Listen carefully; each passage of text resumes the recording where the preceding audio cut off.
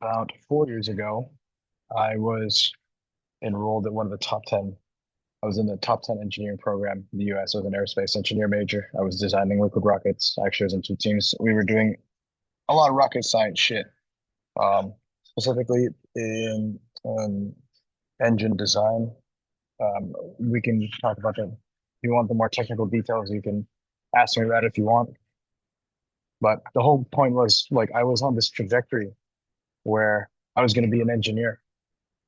And I was probably going to work at a company, typical corporate life. All my friends, my aerospace friends, they all work in the industry now. I have a friend who works at SpaceX, which is actually pretty cool. He works on the engines that power Starship, and then I have a couple other friends who are like who work in the like they have, let's just say, like they have so much security clearance required that they literally cannot make friends with people like on like with China, like they can't.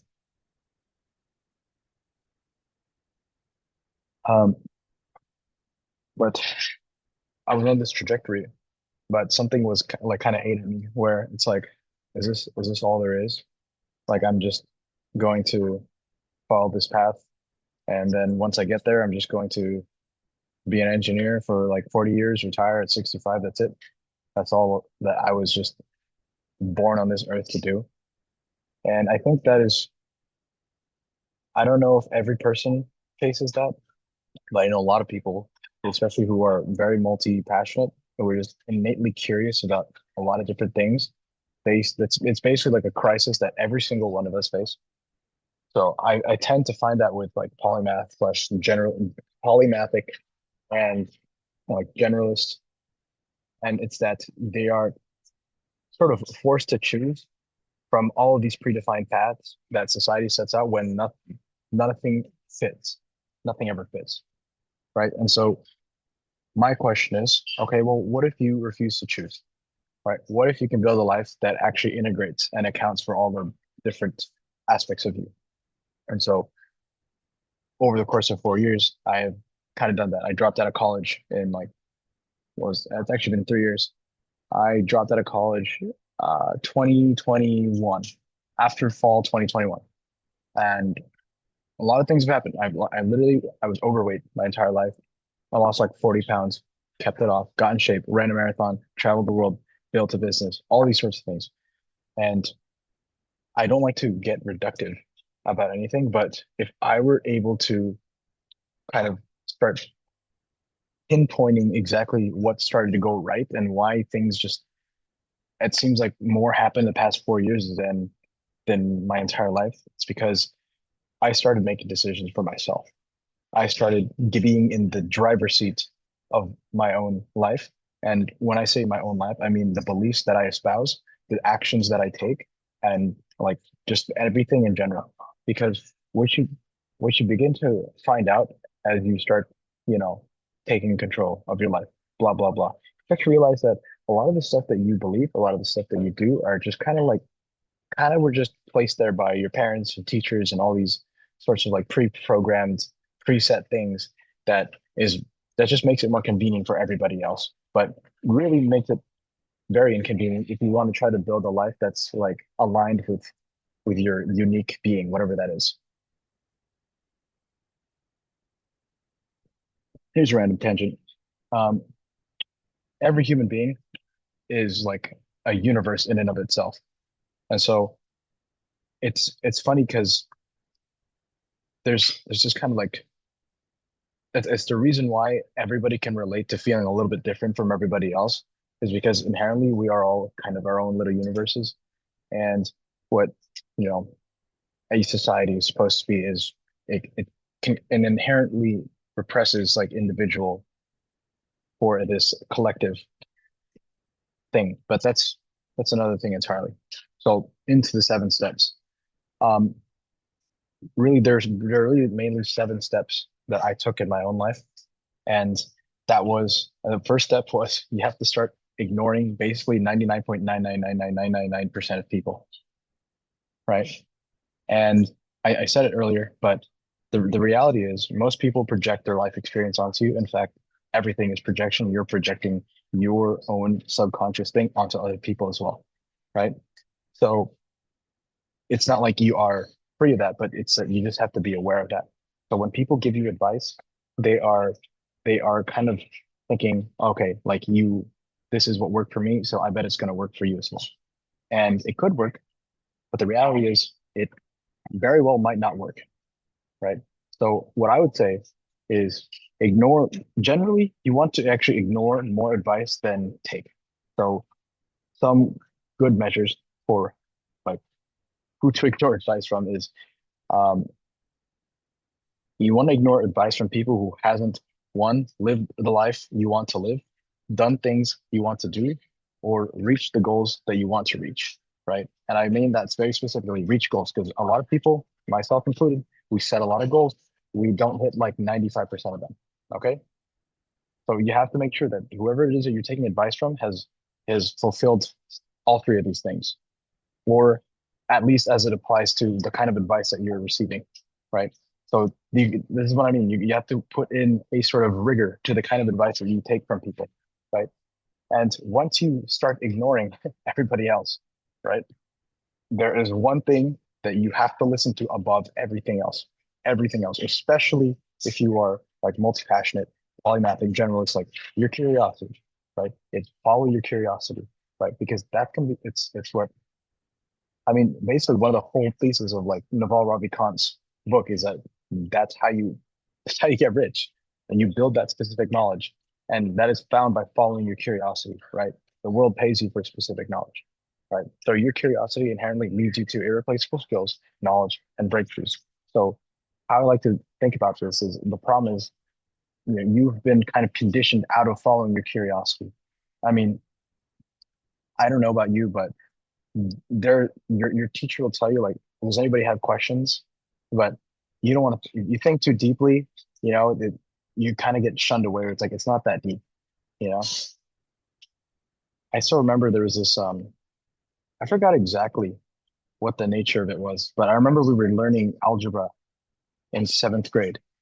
And um there's this like autistic kid in my class, and he was just so there was a concept that we learned and he was just so mind blown by it, like blown away by it.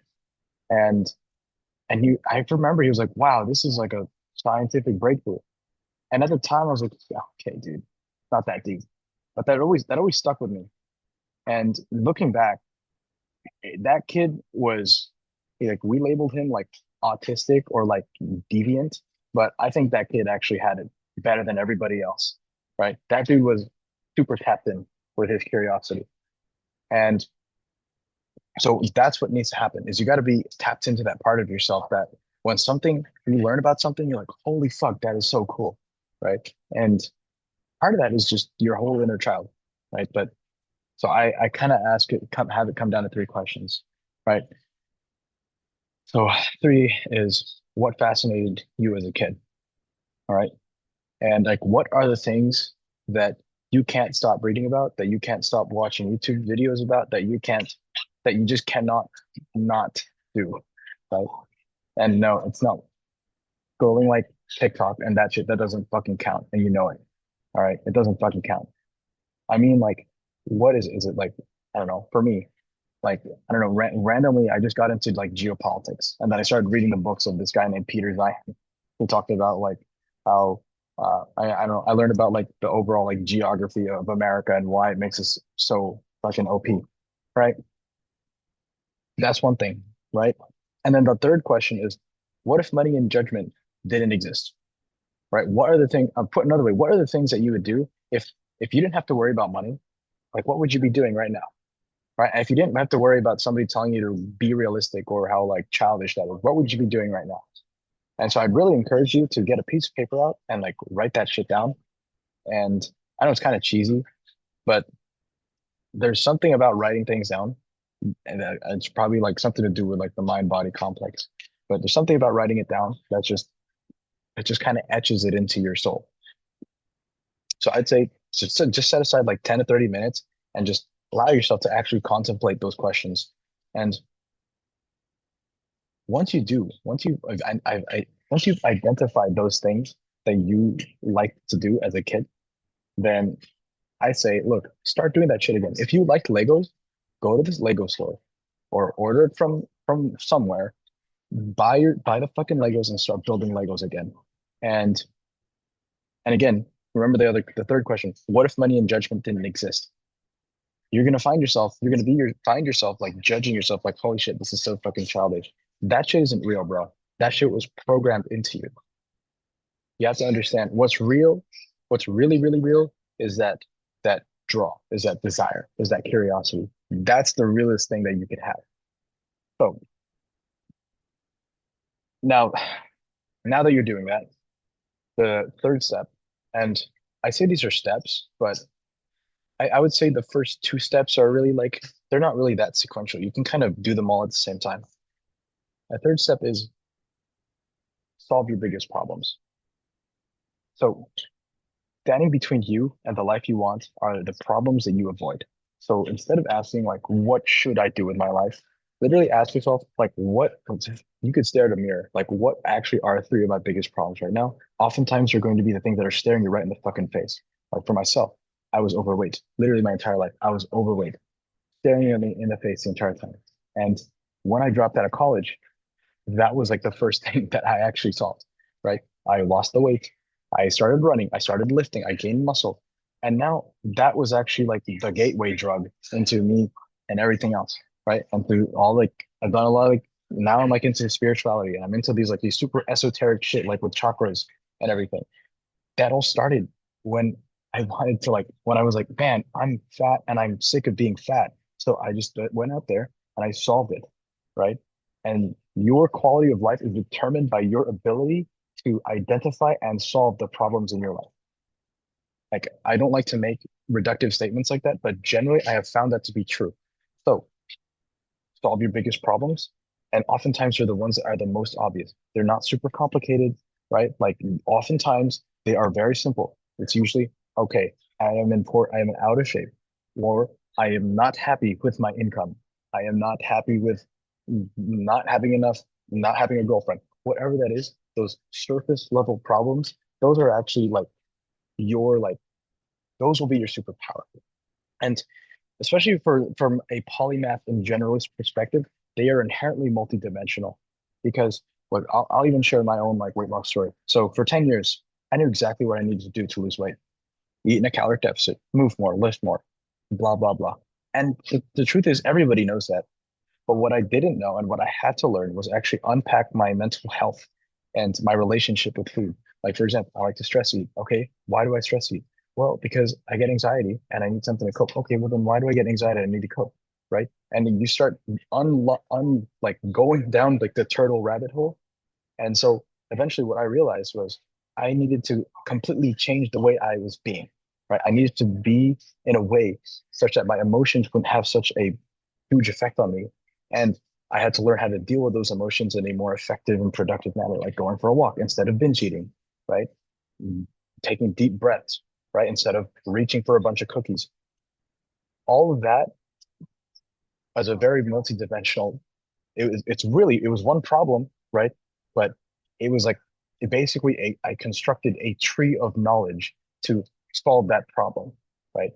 That's specific knowledge. Now, step four, I would say is look for connections.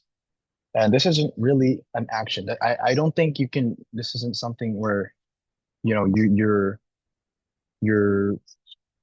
like you're going on an Easter egg hunt and you're trying to find the Easter eggs, right? It's not necessarily like that. All right. And at least not consciously, right? And that's another thing entirely as well. But in general, stop. It would behoove you, you would benefit from just assuming that everything is interconnected because it is, right? The illusion is that there are separation, right? Especially in knowledge, right? And so I would say stop thinking of your interests as separate.